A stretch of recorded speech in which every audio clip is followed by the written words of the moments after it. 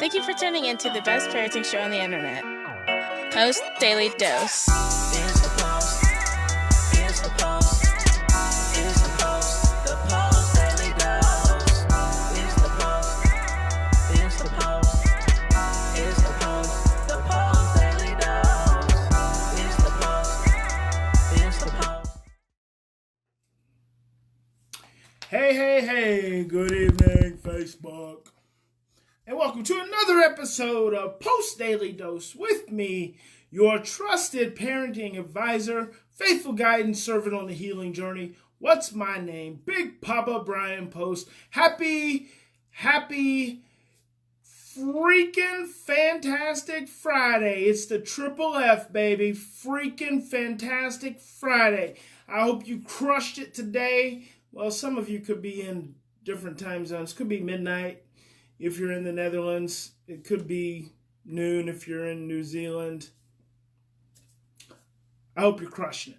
So today, for freaking fantastic Friday, we're going to just touch on, I get asked this question quite a bit. When should I introduce my new boyfriend or new girlfriend to my kids? It's a good question to ask, and I'm glad you asked it. So I want to talk about that a little bit. And hello, Stefan. And so here's the thing. There are a lot of things to take into consideration. First and foremost, we all have friends, right? So it's okay once you get familiar with someone and once you feel comfortable with them, once you are, you trust them, some level of trust, some level of familiarity and comfort, it's okay to introduce this individual as a friend. So, and that's going to be a very mild introduction, right? So that's going to be, hey, my friend's coming over. We're going to, listen to some music and talk, and you can meet them if you want. It's just friends, just like it's a girlfriend, it's a boyfriend coming over, hanging out. No big deal. So it's very, that's very casual. After a few months, if the relationship progresses, hey, Caitlin, it's the weekend, baby. It is the weekend, baby. As the relationship progresses, then you start to maybe have that person come around a little more. They start to get a little bit more familiar with your children. That's at about 3 months. Between 3 and 6 months, there's usually going to be a little bit more presence, a little bit more involvement. And it starts to move into, after 6 months, you start to move in to some attachment formation, some bonding formation. Now that can happen sooner, especially, hopefully the person's very nice and very accommodating. But after 6 months, you're going to start to move into more attachment kind of patterns and formation. And so that's something really important to keep in mind. If you don't think that the relationship has legs as far as a future, after that 6 month period of time, then you might want to have that person around your children a little less. So almost, I wouldn't even say, maybe the occasional, hey, such and such is coming over, saying hi. It's very casual from 0 to 3. I would say probably like 60 days. So after 60 days, don't even introduce anyone to your children within the first couple months. Just hang out. Maybe in that 30-day period of time, maybe they come over and meet them in a very casual way. I remember once I had a girlfriend, and she didn't have family, and it was Thanksgiving, and we'd been dating for several months, but she had not met my children or met my family. But she was best friends of my cousin. And I remember I said, hey, it's cool. You can come to Thanksgiving. I said, but right now, my daughter, she's like comes first in my life, and I go and pick her up on the weekends, and she always rides next to me. And so I just need you to know and understand that you can come for Thanksgiving or Christmas or whatever but I'm going to have my daughter, and she always rides next to me, and I just expect that she's going to ride next to me. So as long as you don't mind riding in the back seat, I'm cool for you to come hang out. And so the really cool thing about that initially was that she was really cool with that. She was really cool with the fact that, yeah, she rode in the back seat. It was cool. Michaela was happy. We went to Christmas thing, and we were coming home. But then it was on the trip back that I guess she thought I was kidding, because Michaela got in the front seat again, and she got in the back, and was frustrated about it. And I asked her later, after I'd gotten Michaela home and gotten her in bed, I was like, what's going on? She's like, well, I thought, on the way back that I'd be able to sit up front with you. And I'm like, no, I'm not really sure what made you think that. Because when I have those kind of limits, I have those kind of limits, and me and this girl were having a nice time, but I didn't have a real sense that we were going to be going any further, and I'm not going to disrupt my relationship with my child and my child's security just because I brought someone into my life for a short period of time and they happen to show up in her life. So you've got to be willing to have those limits as well. And so, first couple months, nothing. Hey, Brenda. Hey, Philip. And, maybe after a couple months, they get an introduction. And then after a 3-month period of time, they get to come around a little bit more and a little bit more. It's at about that 6-month period of time when you kind of have to make a determination, and this person doesn't have to have any more significant involvement even then. They can keep doing that same thing, coming and hanging out a little while and going home, right? So they come hang out, they go home, the kids still come first. And I'm going to tell you something. Any man or any woman you bring into your life and into the life of your children, if they cannot honor and respect that your children come first in your life, you need to lose them. You need to drop them quick. If there's any, and I'm pretty dogmatic about that, if there's any idea that they feel some sort of insecurity with your relationship with your child, that they feel some kind of competition with your children while they're around, you need to move on. Because we adults, we have a tendency to be very fleeting, and that person may or may not be in your life for a long period of time, but your children are going to be in your life forever. So you don't need that insecurity, and you don't need that anxiety. You and your children have been through enough as it is. You don't need that additional stress and insecurity and anxiety. And if that person has that level of insecurity over a child, initially, it's not going to get any better. Hey, Heidi, it's not going to get any better. So really keep that in mind. And now, so here's the thing for you women when it comes to men, bringing men in your life, and it really goes same way. So all it's not just women when it comes to men. It's you parents who have boys. If you have a boy, here's what you have to understand about a boy in a home with a single parent, especially if the single parent happens to be a mother, a woman. Boys, just by nature of hereditary and evolution and testosterone, when they're the only ones and when they're the only male in the home, I call it they set in the king's throne. They set on the king's throne.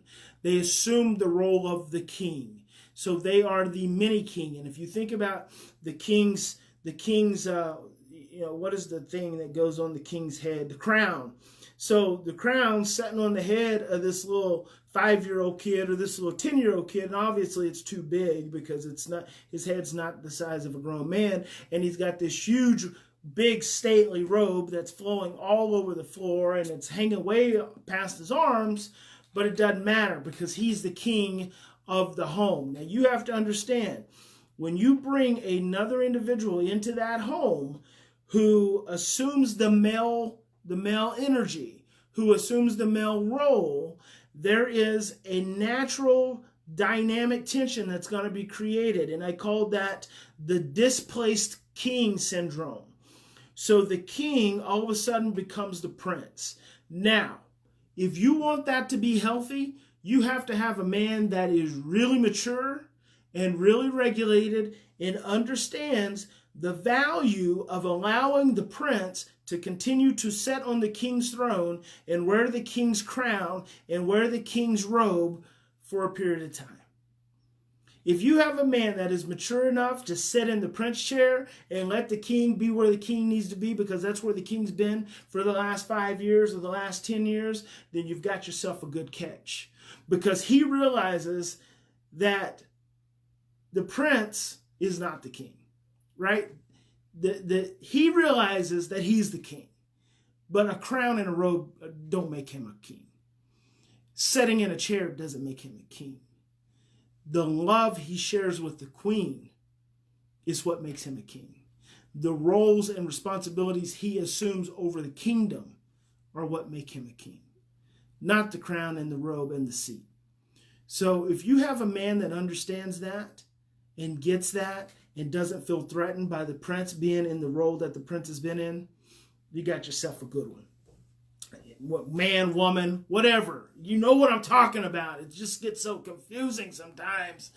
Just an individual, if you have a person who doesn't feel threatened by the role of the boy, that's the critical piece, the boy. Now, any man you bring into your life, any woman you bring into your life, any person you bring into your life, you know, when you've got children, they should treat your children like gold. They should not try to be the parent, because you are the parent, but they can set limits and they can be supportive and they can be encouraging. And the single best thing that anyone outside of a home can do when they come into a new family, into an existing family, is just love the person you're there to love. That's all you have to do. You don't have to be the parent. They've already got a parent. And they may have another mom somewhere. They may have another dad somewhere. You're there just to support and encourage and love and inspire and motivate and have fun. You don't have to step in and try to get all serious and take over all the roles, unless that's just what has to happen. You know, if the dad's not in the picture anymore, then you got to be the dad. But you have to be a badass about it? No, you be supportive and loving and build a relationship and take time. But more than anything, love the mom. Love the mom and make sure the mom feels loved, and love the child. And the more you love the child, the more the mom loves you. It's very simple. The more better connection and relationship you have with the child, the better connection and relationship you're going to have with the mom.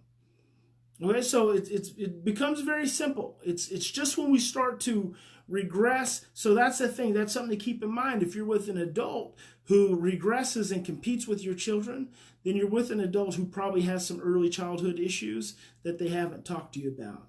And they probably haven't worked through them. And you don't want to be the one having to be their therapist. And your children don't want to have to be the catalyst to their change. You guys have already been through too much. If you've been through divorce or you've been through the loss of a sibling, the loss of a spouse, you've already been through enough. Don't bring in a dysfunctional person into the home. So take your time when it comes to introducing new relationships. And then I had one other thought I was going to share with you guys. Yeah, Brenda says they have to have patience with your son. Absolutely. There was one other thing I was going to share.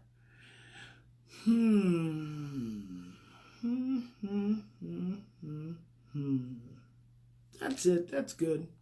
That's sufficient. I think that covers it. Just go slow. Just go slow. And don't let anyone stand between you and your children. But at the same time, if you find someone who's special enough in your life, then include them. Right? Don't alienate them and don't isolate them. Oh, I know what it was. So you have a divorced household and you still have two parents, right? So you got a mom and you got a dad. And so then you bring in this new person into this mix. If that new person feels threatened by the mom, by the co-parent, or if that new person feels threatened by the dad, the co-parent, you probably got an issue. You probably have some core insecurities there that you're probably not going to be able to overcome. So that's a red flag.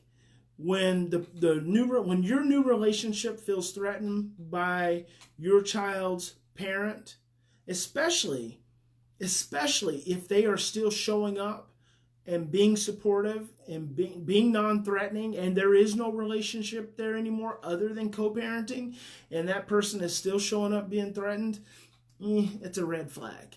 That person is probably not going to be able to be supportive and secure enough to help you be effective with co-parenting, because ultimately you have to be able to get along with the other parent, and you want to for the sake of the child. And again, it just comes back to maturity. And when a person shows up in your life and they're showing up with that level of immaturity, what that means is they're getting stressed and they're regressing. And they're regressing because they have issues that they haven't worked through before. They haven't probably talked to you about them. And God bless them for having the issues, okay? God bless them. But they're not your client. You don't have to fix them, and your children should not be the catalyst for them having to work through their own issues. Because 9 times out of 10, it's not going to work out anyway. Because they're not going to want to do their work. They're going to want you to change something about your relationship with your children's father or your children's mother.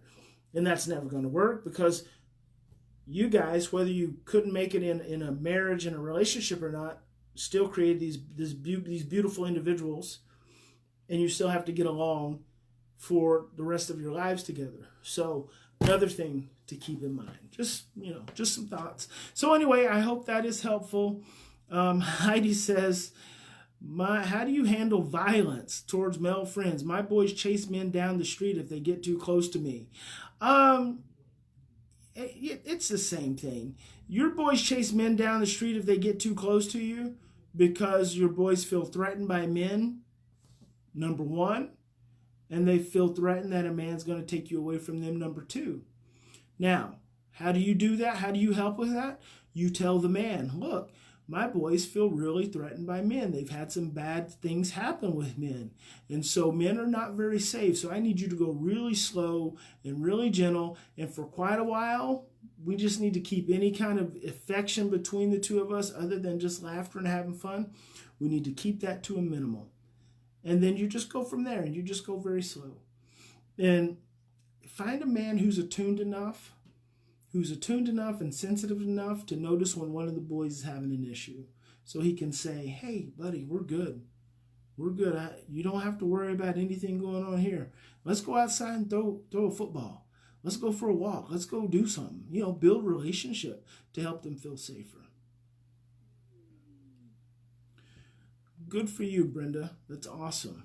Brenda says, my husband parented his daughter and I parented mine. We just supported each other, been together 20 years. That's fantastic. What a blessing. All right, guys, it's the weekend, baby. It is freaking fantastic Friday. Enjoy your evening. Big Papa loves you. Thank you so much for always tuning in. We are like 500 followers away from hitting 20,000 followers. We're going to party when we hit 20,000.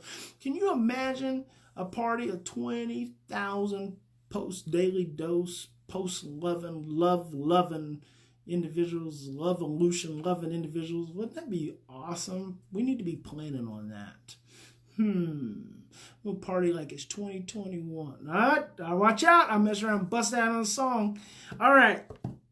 I hope you have a good evening. I'll see you tomorrow. Same bat time, same bat place. Be there, be square. Big Papa loves you. Good night, everyone.